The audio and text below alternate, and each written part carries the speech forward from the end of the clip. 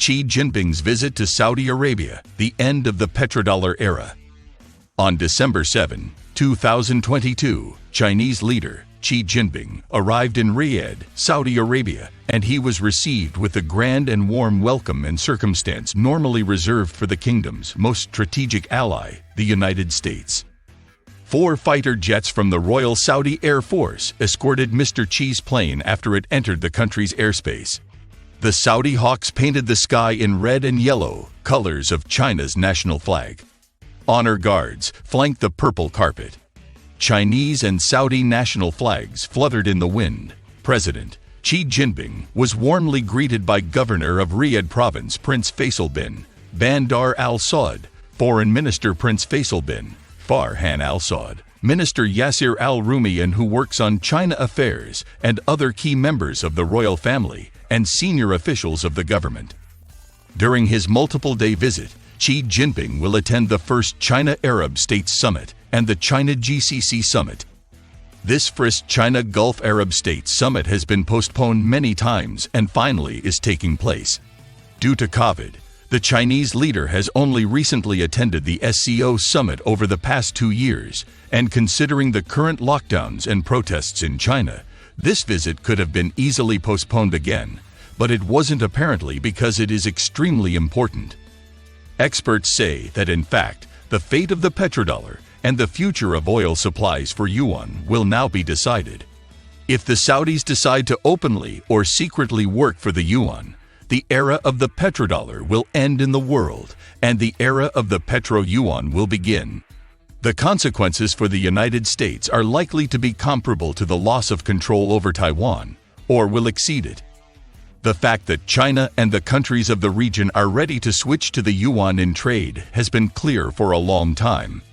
China has become a dominant player in import and export of goods with Arab countries, which means that the countries of the region have long and firmly merged into the Chinese world economic system, and only politics separates them from the transition to the yuan. As we know, the US dollar is backed by those assets that can be bought for it and their turnover. If petrodollars are withdrawn from the world economy, then there will be much fewer real assets in securing the dollar turnover, and then other countries and groups of goods may follow this trend. Thus, the effect from transferring oil payments into national currencies tomorrow for the Western economy will be catastrophic, and inflation will begin to increase even more, as the dollar will lose some of its real collateral. This is actually a declaration of economic war by China and the Arab countries on the world hegemon. We have seen the attempts to destroy the system built on petrodollar from Iraq under Saddam Hussein, as well as Iran, countries that paid a high price for these economic decisions, some with an endless war, the second with world isolation. China, on the other hand, invested a lot of time and efforts in preparation of the similar political and economic move. It has already taken many steps towards this, while arranging the indefinite rule of Xi Jinping. In early 2018, China launched the trading of oil futures for yuan on the Shanghai Stock Exchange, transferred part of the trade with Russia and Indonesia to national currencies, prepared a network of dual-use ports in the Indian Ocean along the way shipping oil to China, increased the amount of oil in state storage facilities from 90 days to a whole year, and much more. Why? Because as soon as the petro-yuan will be announced, the economic war between the US and China will be declared. The leaders of Saudi Arabia are well aware of this, and the decision to abandon the green buck with the rainbow agenda has been brewing for a long time. But Arabs needed guarantees from China, while China itself needed time to prepare for the fiercest resistance from the United States, including in the Taiwan Strait, which most of the oil tanker go through. Another thing is also important. If Russia and China had not created an energy alliance on February 4, 2022, within which Russia guaranteed an uninterrupted supply of oil along the safe route of eastern Siberia, the Pacific Ocean, ESPO, China would not have dared to confront the United States. The new life paradigm in the Gulf countries also opens up prospects for Russian-Arab relations.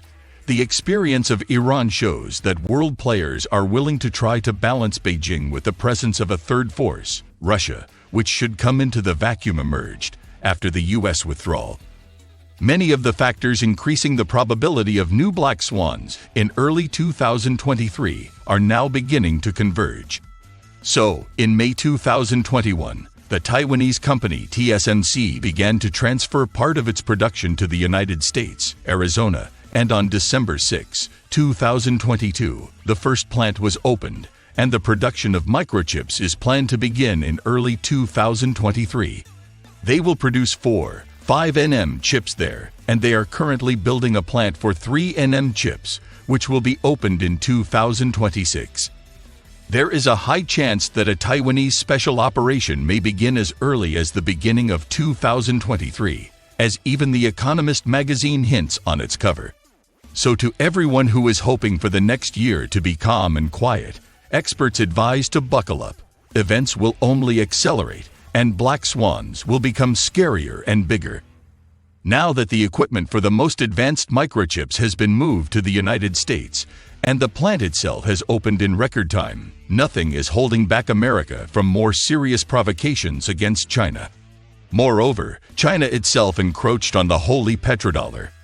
The economic situation in both countries is close to disaster, and the launch of a military and economic conflict will make it possible to attribute almost all the consequences to it. Let's also not forget the changes in the Central Committee of the Communist Party in China and the appointment of the military generals to key positions, as well as the appointment of people in the general staff of the army who are ready for war for the island. All this tells us about the approach of the inevitable. China would like to resolve the issue of reunification with Taiwan peacefully, especially since the recent elections gave hope for this, but the United States has a strong influence on the current government of Taiwan, and they will not let this happen, and will definitely arrange some kind of provocation. There are some rumors that they can declare the independence of the island, which will be a red line for mainland China. So let's wait and see what happens next, but the technical picture in the markets and political events speak of upcoming big events with a negative connotation for the markets, and Taiwan is the best fit for this role, but something else can also happen. So, that's all for today's video. If you have found it helpful, please give it a like, subscribe, and drop a comment below to let us know your thoughts. We will be back to you soon with another video.